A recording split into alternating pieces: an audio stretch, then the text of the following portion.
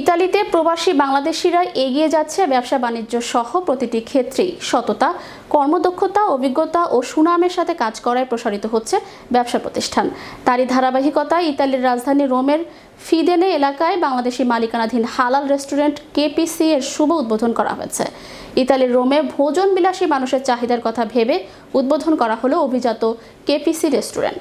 প্রবাসী ব্যবসায়ী নজরুল ইসলাম আরজু, শাকিল আহমেদ, মোহাম্মদ মাসুদ, শরীফুল ইসলাম, মামুন চৌধুরী, সাইফুল ইসলাম মাহফুজ, মাহমুদুল হাসান ও মোহাম্মদ এনামুল হক রুবেলের যৌথ উদ্যোগে চালু হওয়া এই রেস্টুরেন্টে ইতালীয় খাবার থেকে শুরু করে দেশীয় খাবার পরিচ্ছন্ন ও স্বাস্থ্যসম্মত পরিবেশে সরবরাহ করা হবে বলে জানানো হয়।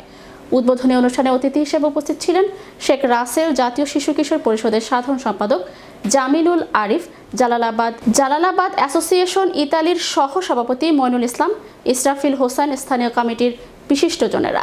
আমরা ইনশাআল্লাহ চেষ্টা করব আপনারা সবসময় ফ্রেশ খাবার দেওয়ার জন্য এবং হালাল খাবার সার্ভ করার জন্য।